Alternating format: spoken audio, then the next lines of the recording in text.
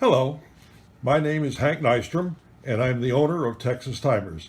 And I would like to thank you for taking some time and showing interest in learning more about the eMax timer.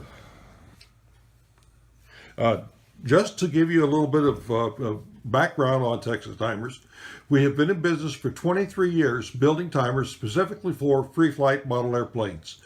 For the last decade, we have been the largest in the world supplier for these products. However, about 4 years ago, it became quite evident that electric was going to become an important part of free flight. And I developed a partnership with Dick Ivers, who is a renowned and well-known competition flyer of electric free flight in the United States. And as such, we developed a family, or a growing family of timers for this. Today, eMax is our primary and leading product. Most flyers are not electrical engineers. In recognizing this, our goal was to develop a product that was extremely easy to use, very reliable, and would be flexible enough to meet the needs of every free flight event flown. This product with eMax does not involve any plug-in chips that you have to keep track of. Everything is in one package as you buy it. There's no counting of button pushes to know what to do to change your settings, and it's extremely easy to check your settings at any time before you fly. So there's no worries about whether the timer is set the way you want it. Now let's take a closer look at the actual timer so that you can see how easy it is to use and how convenient it is for the flyer. All right, to begin with, there are four major things on the front of the timer. The first is this rotary switch, which has 10 positions on it, and you rotate this switch to whatever you want your motor time to be. You can see from this chart, for example, if I put the switch on position number 3, the motor will run for 8 seconds. All right. This switch here controls the DT time, and by varying, it's also a 10 position switch, and depending upon what position the switch is in, that determines what your DT time will be. For example, if the switch was set at 0 for DT, this will be for a test flight. It's 1.5 seconds DT, and that gives you a very safe time to pop that stabilizer during a test flight. If you want longer DT times, for example, 90 seconds, position number 5. If you want 120 seconds or 2 minutes, that'd be position number 6. And setting these switches is very simple. You come in with a small screwdriver and you merely rotate the switch to the position that you want. Here, I've set it at position number 4, which will be a 9-second motor run. Here, I can rotate the switch, and of course it goes either direction. I can put the switch over here at, let's say, position number 7, and that would be a DT time of 150 seconds.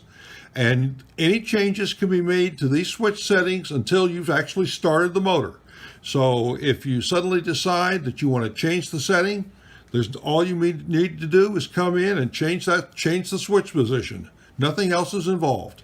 And you can have any combination of times, any motor time and any DT time that you wish. Only one restriction: the DT time must be longer than the motor run.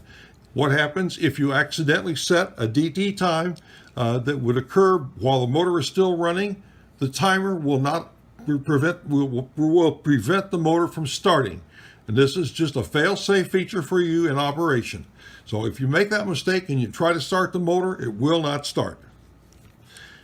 This button here is the start button. And by pressing it in, you can activate the timer to begin the sequence of operation. And this LED, which is yellow, is extremely visible in bright sunlight. That's why we chose yellow. You press the switch in and a release, and this LED will start flashing very rapidly. That indicates the timer is armed and ready to go. Then a simple push with your finger of the switch, you hold it in for a minimum of 2 seconds and the motor will start. And as long as you're holding the switch in, no timing has started.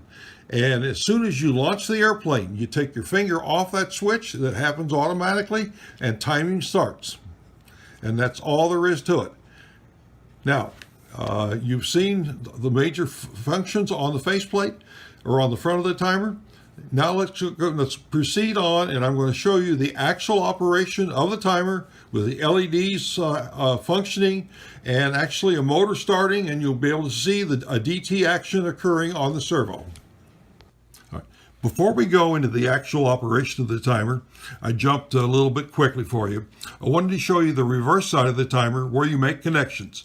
And this would be the same type of connections you would use with any timer for electric free flight.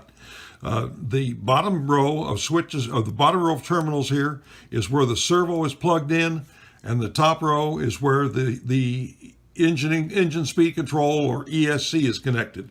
And once again, this is the same for all timers. And there is an option. I'm showing you the right-hand connector, the right angle connector. There's also another connector option that has these pins sticking straight up. So it depends on what the configuration is of your airplane. Now, we haven't talked about this, but a lot of people use RDT, the RDT function. And this timer is fully compatible with RDT. I'm showing the pigtail here, which is a short cable coming off of the timer, and this would plug directly into the RDT unit that you would purchase from another supplier. The way RDT operates is while the airplane is flying, if the motor is running and something is going terribly wrong and you wish to terminate, you push the button on your RDT transmitter, the motor will stop instantly, and it will DT 1.5 seconds later. And that, once again, this is a safety feature. You don't have to push the button twice. One push, the motor stops immediately, and DT occurs automatically in 1.5 seconds later. If you're in glide and you see that your airplane is going someplace that you don't want it to be, where it's going, maybe perhaps going to land in an area that's going to make recovery impossible or very difficult, you can push your RDT button and the DT will occur. This is a time, of course, the motor is no longer running, it's in glide, and you push your RDT and the stabilizer will pop instantly and the airplane will come back to ground.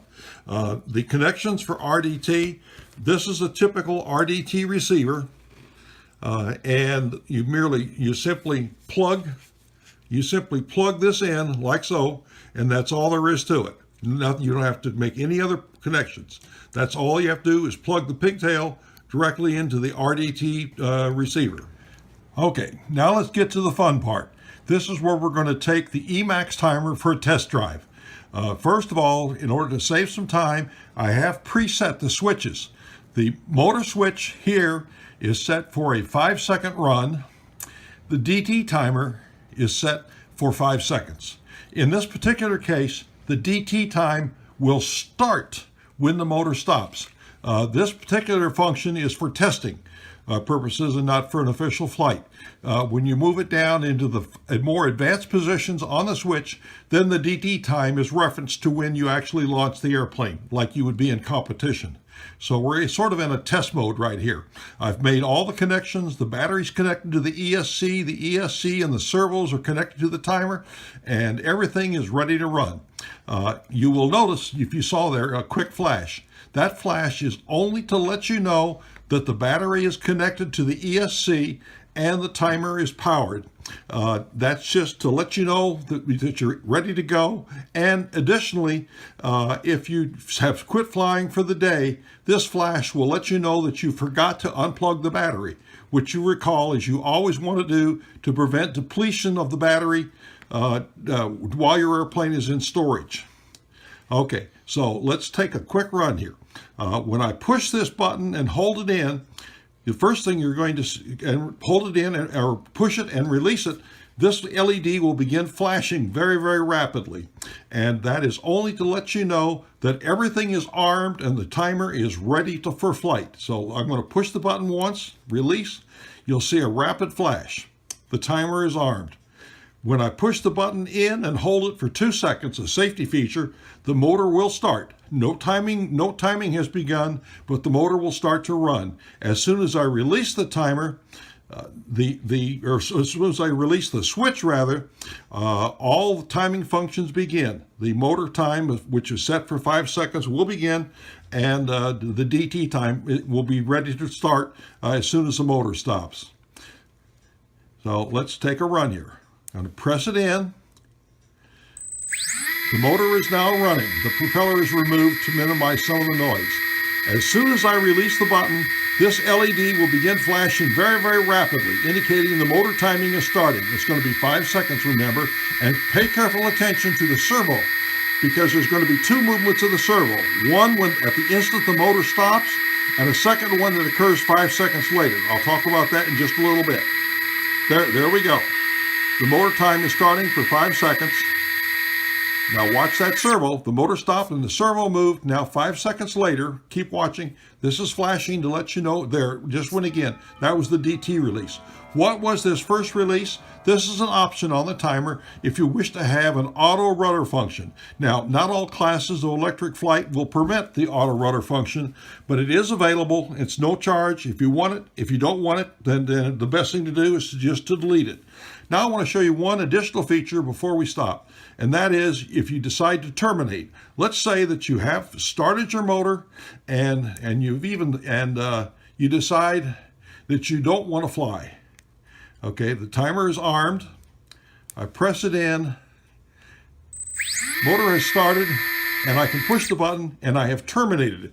Now, all the switch settings are the same. No, nothing has changed, but I just decided to not launch. Perhaps the wind changed, or for whatever reason, I just want to stop the timer and stop everything, stop the motor. That quick push, and everything stops. And that's just a convenience for you as the user. Now, once again, the two servo movements, one was for an auto rudder function, which you may or may not even want to use. It is just there in case you do want it. That's all there is to it. All right. Thank you very much. What other features are available on the eMax timer? Now, don't want to confuse anyone, because most of these things are not going to be of any interest at all to 98% of you, maybe 99%. But we do have some interesting features that can be included with the eMax timer. First is a data port. This allows you to set custom times using a PC and some free software. You can go in and set any time for the motor that you wish. You're not limited to the fixed times that are available with the rotary switches. And again, the rotary switches will cover all of the times that you need for any electric flying event, with the possible exception of F1S, where you might have a situation of using using the weight and energy consumption and set your motor run for some, this would be F1S or F1Q. Once again, not of interest to most of you, but it is available. What else? There's a remote start button that you can have.